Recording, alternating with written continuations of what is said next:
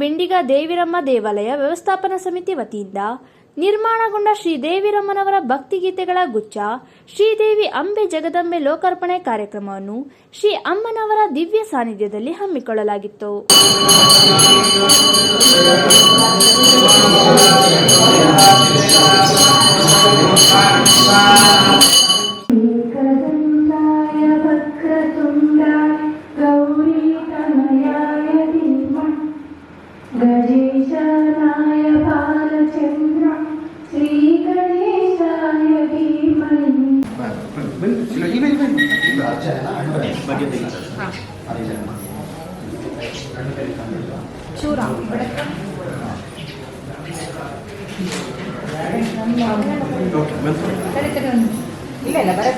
ಆಶಾಕಿರಣ ಅಂಧ ಮಕ್ಕಳ ಪಾಠಶಾಲೆಯ ಅಧ್ಯಕ್ಷರಾದ ಡಾಕ್ಟರ್ ಜೆಪಿ ಕೃಷ್ಣೇಗೌಡ ಅವರು ಜ್ಯೋತಿ ಬೆಳಗುವುದರ ಮೂಲಕ ಉದ್ಘಾಟಿಸಿ ಕಾರ್ಯಕ್ರಮಕ್ಕೆ ಚಾಲನೆ ನೀಡಿದರು.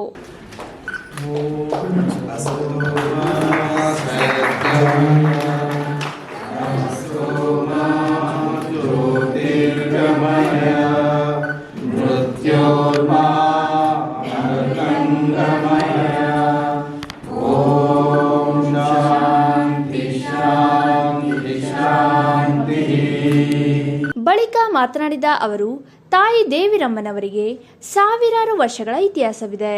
ದೇವಿರಮ್ಮ ಈ ಸ್ಥಳದಲ್ಲಿ ನೆಲೆಸಿರುವುದಕ್ಕೆ ಒಂದು ರೋಚಕವಾದ ಕಥೆ ಇದೆ.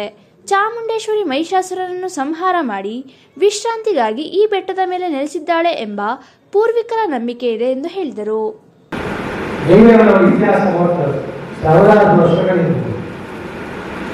ದೇವಿರಮ್ಮ ನೆಲೆಸಿರುವುದಕ್ಕಂಥದ್ದೇ ಒಂದು ರೋಚಕವಾದಂಥ ಕಥೆ. ಹೇಗೆ ದೇವಿರಮ್ಮ ಬಂದು ದೇವಿರಮ್ಮ ಪಾರ್ವತಿ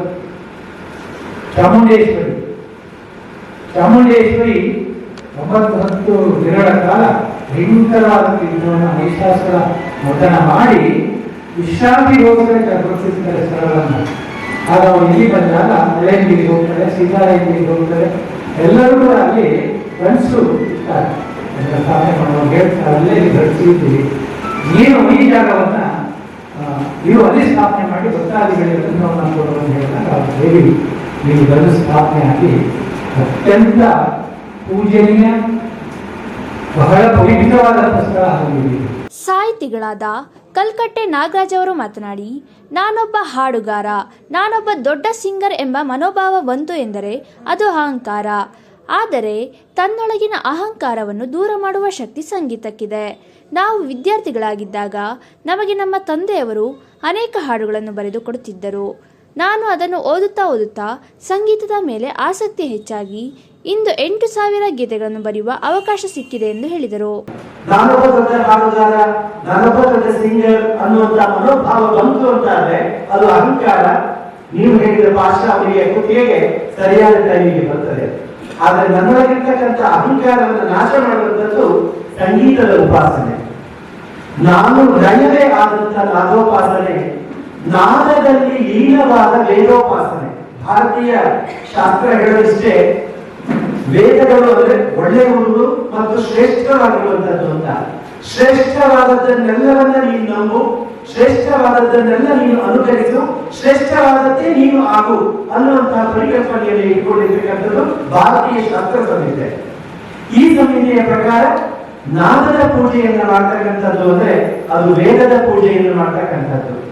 ನಾದ ವೇದ ಎರಡೂ ಒಂದಾದಂತಹ ಸಂದರ್ಭದಲ್ಲಿ ಅದು ದೇವೋಪಾಸನೆ ಅಂತ. ಇವತ್ತು ನಾವು ದೇವಿರಮ್ಮನ ಪೂಜೆಯನ್ನು ಮಾಡುವಂತಹ ಸಂದರ್ಭದಲ್ಲಿ ಮಂತ್ರೋಚ್ಚಾರಣೆ ಮಾಡುವುದು ಸಹಿತ ಅದು ಸಾಮವೇದದಿಂದ ಆಗುವಂತಹದ್ದು. ಹಾಗಾಗಿ ನಾದ ವೇದ ಒಂದೇ ಆದಂತಹ ದೇವೋಪಾಸನೆ. ಶ್ರೀ ಕ್ಷೇತ್ರ ಬಿಂಡಿಗ ದೇವಿರಮ್ಮ ದೇವಾಲಯ ವ್ಯವಸ್ಥಾಪನಾ ಸಮಿತಿ ಅಧ್ಯಕ್ಷರಾದ ಕುಲಶೇಖರ್ ಅವರು ಮಾತನಾಡಿ, ನಮ್ಮ ಹಿರಿಯರು ಹೇಳುತ್ತಾ ಇದ್ರು, ಒಳ್ಳೆ ಸಂಗೀತಕ್ಕೆ ಮಳೆ ಬರಿಸುವ ಶಕ್ತಿ ಇದೆ ಎಂದು. ಆದರೆ ಅದು ಇಂದು ನಿಜ ಆಗಿದೆ.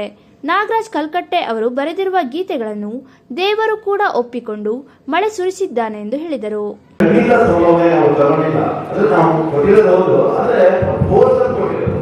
ಯಾರು ಕೂಡ ನಮಗೆ ಬೇಡ ಸಂಭಾವನೆ ಬೇಡ ಅಂತಾನೆ ಹೇಳಿದ್ದಾರೆ. ಎಲ್ಲ ನಮ್ಮ ಗಾಯಕ ಸಹೋದರರು ಬೇಡ ಅಂತಾನೆ ನಾನೇ ಫೋನಲ್ಲಿ ಕಟ್ಟಡಗಳಿಗೆ ಹೇಳ್ತಾ ಇದ್ದೆ, ಇಲ್ಲ ಏನಾದರೂ ಒಂದು ನಮ್ಮ ದೇವಸ್ಥಾನ ಕಡೆಯಿಂದ ತಗೊಂಡು ಅಂತ ಹೇಳಿ ಫೋರ್ಸ್ ಮಾಡಿ ಕೊಟ್ಟಿರೋದು. ಅದು ಅಲ್ಪ ಪ್ರಮಾಣ, ಅದು ಏನೂ ಅಲ್ಲ. ಅವ್ರದ್ದೊಂದು ಅವತ್ತು ಹೋದ್ ಮಂದಿರದ ಒಂದು ಬಸ್ ಚಾರ್ಜ್ಗೂ ನಾವು ಕೊಟ್ಟಿರುವ ಅನಿಸುತ್ತೆ, ಅಷ್ಟು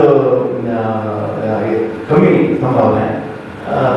ಈ ಬಂದು ನಮ್ಮ ದೇವಸ್ಥಾನದ ಏನೋ ಈ ಗೊತ್ತಿಗೆಗಳ ಇದಕ್ಕೆ ಬಂದಲ್ಲಿ ಸ್ಟುಡಿಯೋಗೆ ಹೋಗಿ ಬೆಂಗಳೂರಿಗೆ ರೆಕಾರ್ಡಿಂಗಿಗೆ ನಮ್ಮ ದೇವಸ್ಥಾನದ ಒಳ್ಳೆ ಸಂಗೀತವನ್ನು ನೀಡಿರುವಂತಹ ಕಲ್ಕಟ್ಟೆ ನಾಗರಾಜ್ ಅವರು ಇರ್ಬೋದು ಹಾಗೂ ಸುಧೀರ್ ಅವರು ಎಲ್ಲ ನನ್ನ ಸಹೋದರಿ ಗಾಯಕರಿರ್ಬೋದು ಎಲ್ಲರಿಗೂ ನಮ್ಮ ದೇವಸ್ಥಾನದ ಕಮಿಟಿಯಿಂದ ಅವರಿಗೆ ಅಭಿನಂದನೆಯನ್ನು ಸಲ್ಲಿಸ್ತೀನಿ. ಕಾರ್ಯಕ್ರಮದಲ್ಲಿ ದೇವಸ್ಥಾನ ವ್ಯವಸ್ಥಾಪನಾ ಸಮಿತಿಯ ರಾಜೇಗೌಡ, ನಿಂಗಪ್ಪ, ಸಂಗೀತ ರಚನೆಕಾರರಾದ ರೇಖಾ ನಾಗರಾಜರಾವ್, ಗಾಯಕರಾದ ಮಲ್ಲಿಗೆ ಸುಧೀರ್, ಅನುಷಾ, ಅಂಚನ್, ರಶ್ಮಿ, ಭಾಗ್ಯಶ್ರೀ ಗೌಡ, ವೈಷ್ಣವಿ ಹಾಗೂ ಸುತ್ತಮುತ್ತಲಿನ ಗ್ರಾಮಸ್ಥರು ಉಪಸ್ಥಿತರಿದ್ದರು.